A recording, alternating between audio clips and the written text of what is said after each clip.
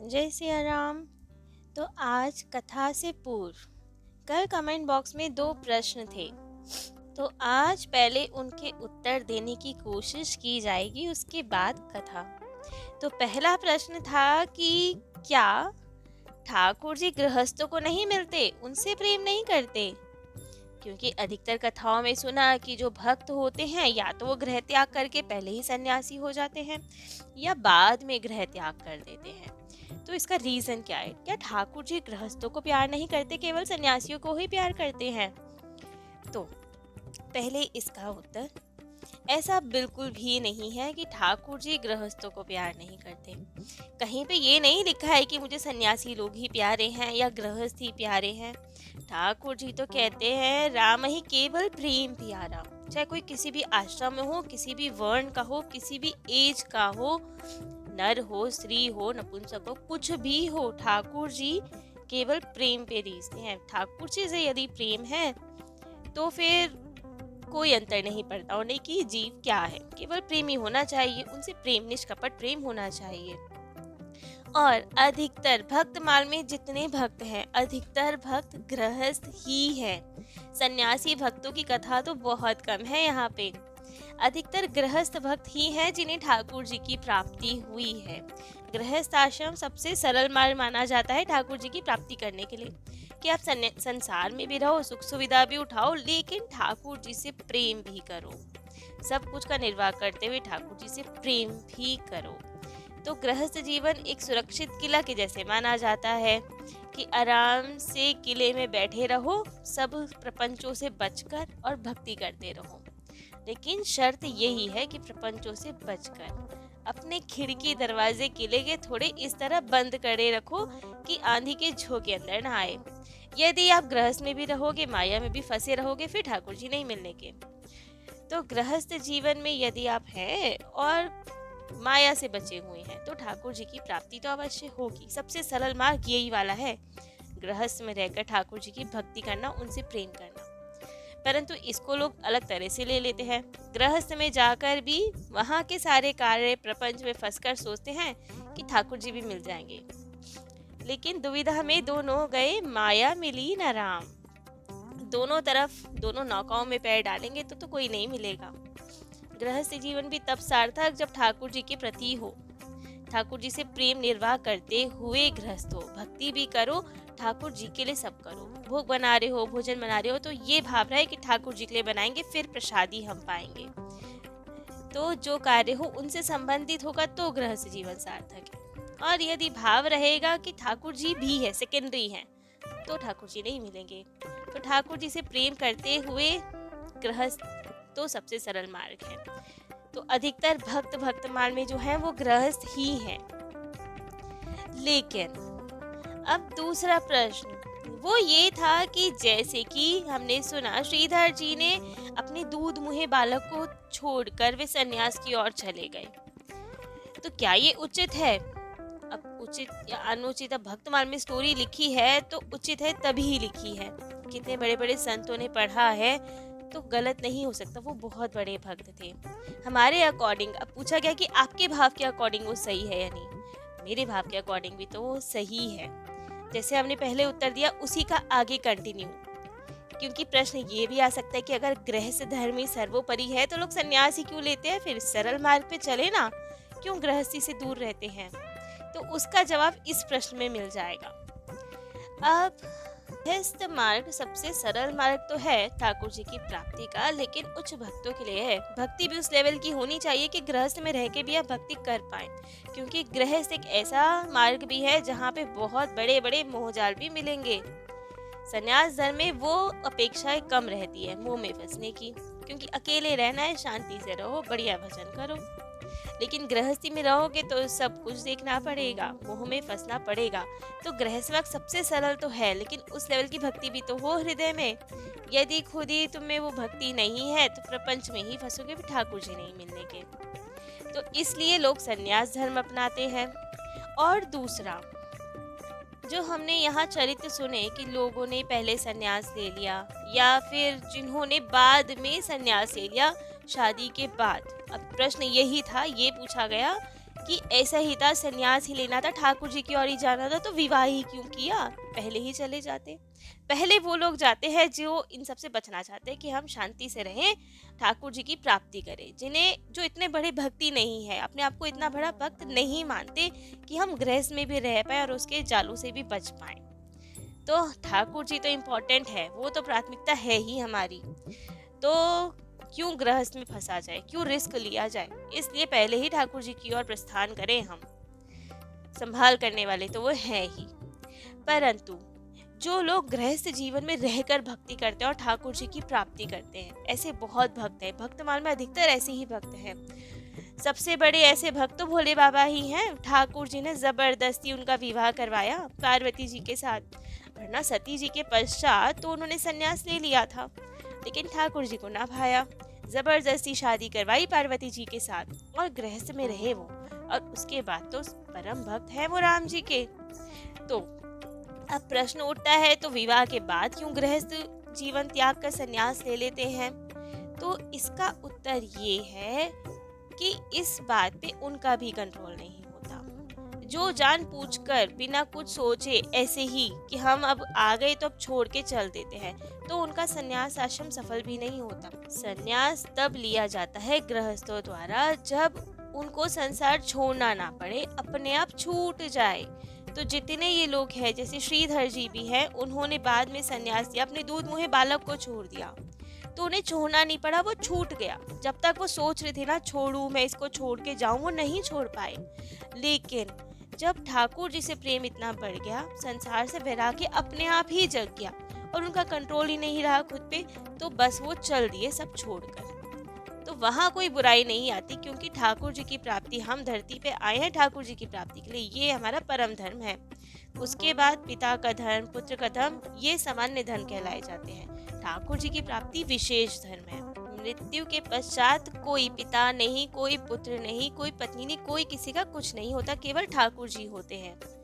राम नाम सत्य कहा जाता है, तो एक वो ही सत्य है और कोई सत्य है ही नहीं।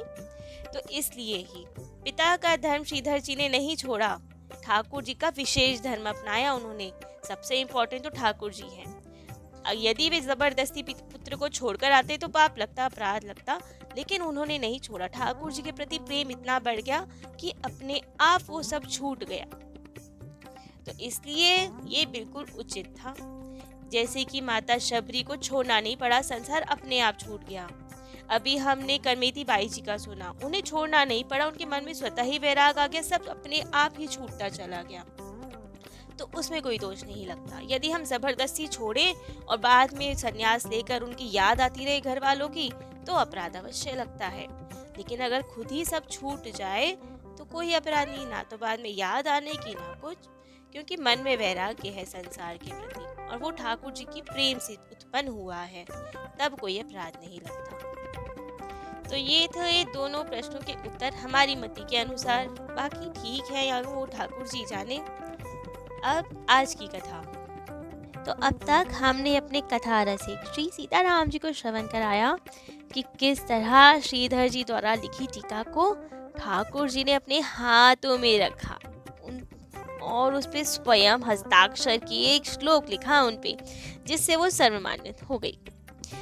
अब श्रीधर स्वामी जी खूब प्रेम से वहाँ पे भागवत जी की कथा करते, सबको उसका सार समझाते, भक्ति पर्यंत व्याख्या करते। खूब प्रेम से काशी में रह रहे थे। खूब सारे इनके शिष्य प्रशिष्य भी थे, परंतु उनमें एक इनका बहुत ही प्यारा शिष्य, जिनका नाम था माधव। सब तो इनसे केवल पढ़ने आते थे, लेकिन माधव जो थे वे तो इनसे ठाकुर जी की भक्ति प्राप्त करने आते थे। वे केवल भागवत जी की टीका समझने पढ़ने नहीं आते थे, वे उस आंसू को प्राप्त करने आते थे जो श्रीधर स्वामी जी के आंसू बहते थे जब वे उस व्याख्या को करते थे। वो उस प्रेम भाव को प्राप्त करने आते थे।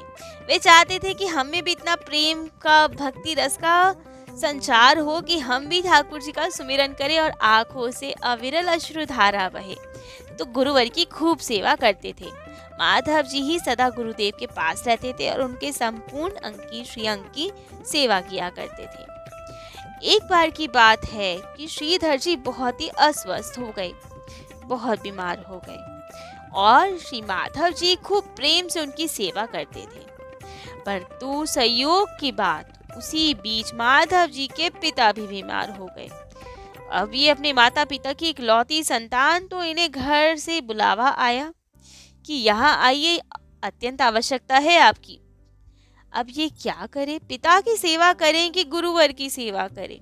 इनका बिल्कुल मन नहीं गुरुवर को छोड़ के जाने का, लेकिन कोई चारा नहीं। गुरुवर ने भी आज्ञा दे दी कि कोई बात नहीं, आप हो आए और पिता की सेवा करके फिर आए, हम स्वस्थ हो जाएंगे, चिंता ना करें। अब तो जैसे तैसे मन मार कर गए, लेकिन किसी गुरु भाई को बोल गए कि हम शीघ्र आ जाएंगे, कुछ व्यवस्था देख लेंगे, तब तक आप गुरुदेव का ध्यान रखिएगा। लेकिन सेवा भाव सब में तो नहीं होता। वे बालक करता तो गुरुवर की सेवा, लेकिन उतने प्रेम भाव से नहीं। जब उसे लगा बालकों कि अब गुरुजी ठीक से ही हैं, तो वे अपने अन्य कामों में चल दिया, आश्रम से दूर चला गया। और इधर गुरुदेव की तबीयत अचानक ज्यादा बिगड़ गई। श्रीधर जी की तबीयत बिगड़ गई, खूब तेज उन्हें ज्वर हो गया।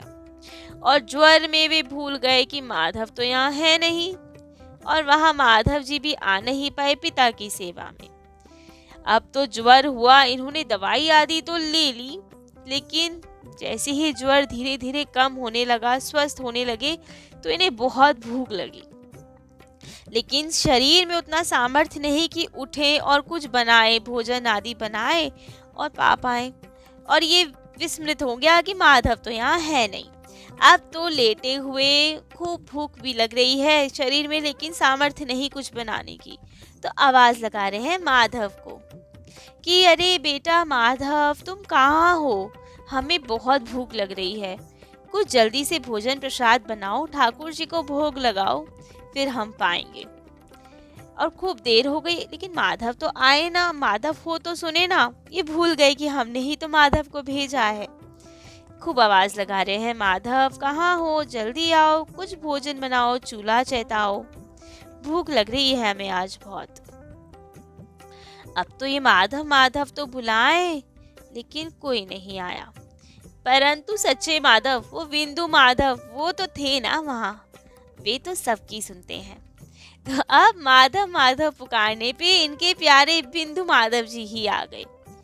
माधव का रूप धर कर ही आए, इनके विद्यार्थी माधव का, और खूब प्रेम से इनकी सेवा की। रोज सेवा करते, भोजन आदि भी बनाते, चूल्हा चेताते, घर का आश्रम भी साफ करते, खूब प्रेम से सारी सेवा करते इनकी। अब ये भी स्वस्थ होने लगे धीरे धीरे। और उधर माधव जो इनका शिष्य था, वे भी अपने पिता की सेवा करके आश्रम को पुनः लौटने लगा। आकर देखा तो वो बालक जिस गुरु भाई को बोल के गया था कि गुरुवर की सेवा करना, वो तो है ही नहीं। पता चला वो तो 2 दिन बाद ही भाग गया था। अब तो उन्हें बहुत दुख हुआ कि अरे गुरुवर को तो बहुत असुविधा हो रही होगी, गुरुवर का ध्यान किसने रखा होगा, वे तो बीमार थे, कौन ध्यान रखेगा गुरुवर का। बहुत चिंतित भागे भागे आश्रम की ओर आया तो देखा ये क्या, आश्रम तो बहुत साफ सुथरा, चूल्हा चेताया हुआ है, खिचड़ी बन रही है चूल्हे पे। तो किसने बनाई, कौन यहाँ पे सेवा कर रहा है? गुरु भाई तो चले गए, तो गुरुवर की सेवा कौन कर रहा है? आए, गुरुवर को प्रणाम किया। गुरुजी ने पूछा, अरे प्रणाम कर रहे हो, क्या हुआ, कहीं जा रहे हो कि कहीं से आए हो? तो अब ये हैरान कि गुरुवर, आपने ही तो भेजा था ना मुझे पिता की सेवा के लिए, आज आया हूँ। आपकी सेवा किसने की गुरुवर? सब कुछ इतना व्यवस्थित है, चूल्हे में खिचड़ी चढ़ रही है, किसने बनाया? आप स्वस्थ हो गए क्या पूर्णतः? और वो मैं किसी गुरु भाई को बोल के गया था, वो तो सेवा से भाग गया। मुझे बहुत दुख है कि मैं आपकी सेवा नहीं कर पाया। बहुत दुखी हो रहे थे। परंतु गुरुवर ने कहा, अरे तुम कैसी बातें कर रहे हो, तुम आ तो गए थे 2 दिन बाद ही, तुम ही तो मेरी सारी सेवा कर रहे हो ना, तो ऐसी कैसी बातें कर रहे हो? माधव जी ने कहा, नहीं नहीं भगवान, मैं तो आज आया हूँ, पिता बहुत अस्वस्थ थे तो मैं आ ही नहीं पाया।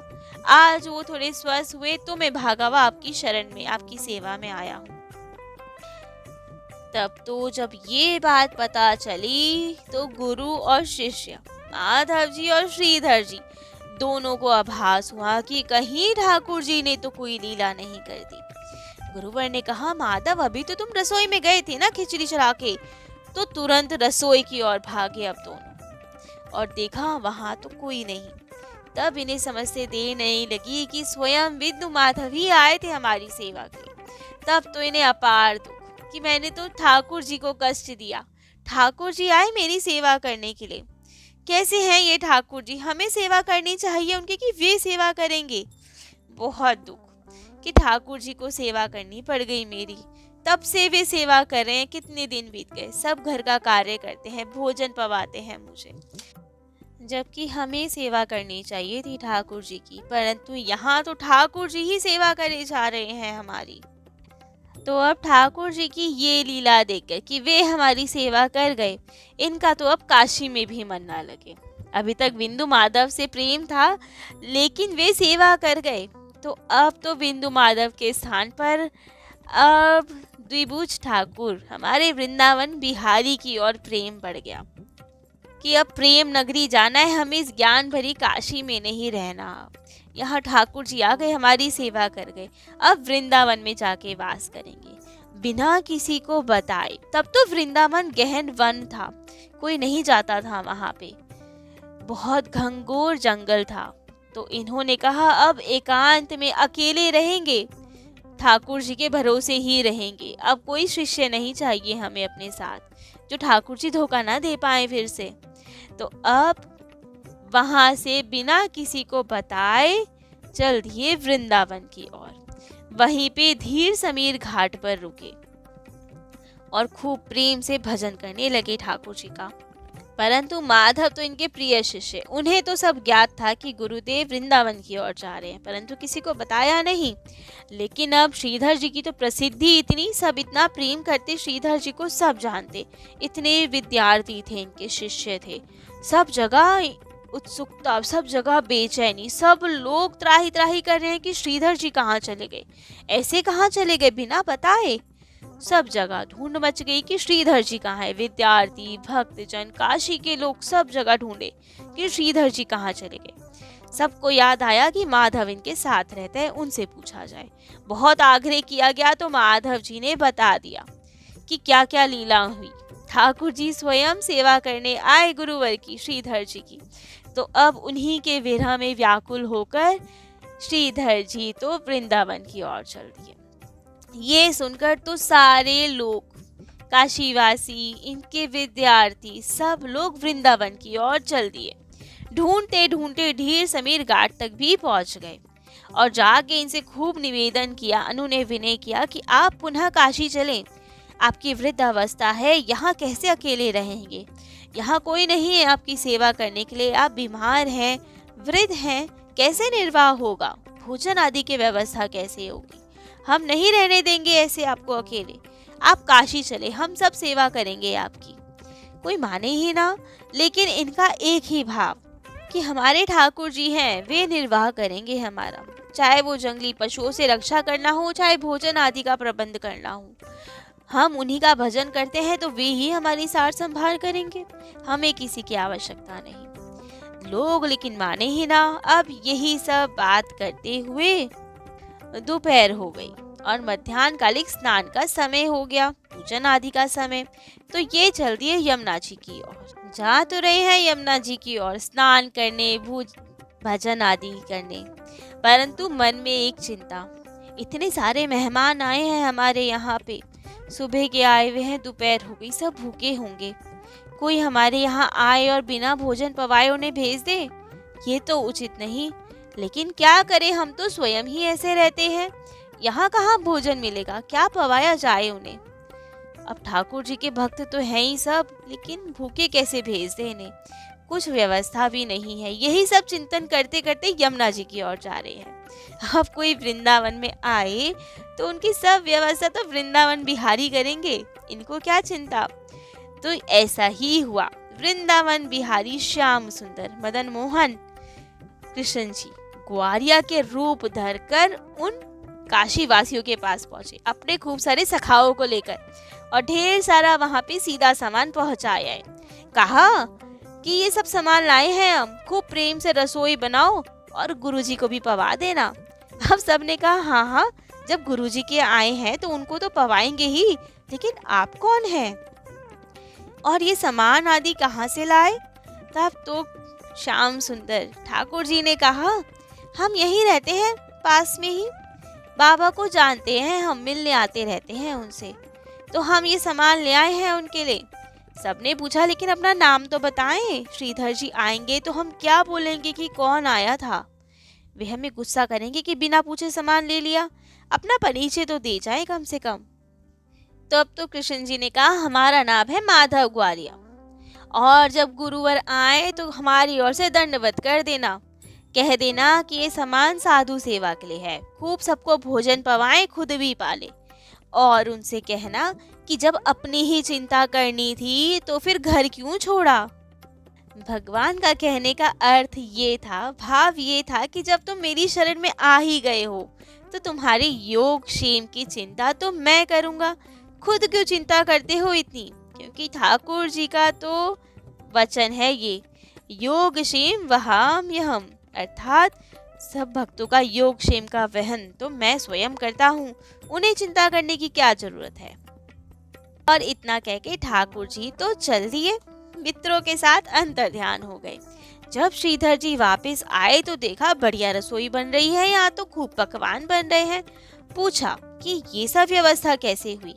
तब तो सब लोगों ने बताया कि माधव ग्वालिया आए थे और ऐसे ऐसे बोल रहे थे कि जब अपनी ही चिंता करनी है तो घर क्यों छोड़ा? तो अब ये सुनकर, तो सब बातें सुनकर तो श्रीधर स्वामी जी बहुत रोने लगे, ठाकुर जी की भक्त वत्सलता पे रोने लगे कि मैंने तो केवल विचार किया और मेरे ठाकुर जी सबका योगक्षेम वहन करने के लिए स्वयं प्रकट हो गए यहाँ, और खूब रो रहे हैं। सबने पूछा कि क्या हो गया, आप रो क्यों रहे हैं? जब बहुत आग्रह पूर्वक पूछा तब श्रीधर जी ने बताया कि वो स्वयं ठाकुर जी थे। हमने कहा था ना हमारी सार संभाल वे करते हैं, बस वो ही बात सिद्ध करने आए थे। वे सबके भोजन आदि का प्रबंध करने वे ही आए थे। अब सबको समझ में आया कि श्रीधर जी क्या कहना चाह रहे थे पहले, कि हमारे ठाकुर जी हैं, हमारी सार संभाल तो वे करते हैं। तो वे समझ गए कि अब ये वापस नहीं जाने वाले काशी जी, जब ठाकुर जी ने ही इन्हें अपना लिया है, वे इनकी सार संभाल कर रहे हैं, तो उनसे बढ़िया तो उनकी सार संभाल हम नहीं कर सकते ना। तो अब सब ने अपना आग्रह छोड़ा और स्वयं काशी की ओर लौट आए, और श्रीधर जी वहीं वृंदावन में अपने ठाकुर जी के भरोसे रह के खूब प्रेम से भजन करने लगे। तो ऐसे हैं ठाकुर जी के प्यारे भक्त श्रीधर स्वामी जी, जिनकी वाणी को सत्य करने के लिए कभी रघुनाथ जी और कभी वृंदावन बिहारी जी इनके योगक्षेम का वहन करने आते हैं। तो आज श्रीधर स्वामी जी के चरित्र को यही विश्राम देते हैं। कल किसी अन्य प्यारे भक्त की चर्चा अपने कथा रसिक श्री सीताराम जी को श्रवण कराएंगे। आज के लिए इतना ही। जय जय श्री सीताराम।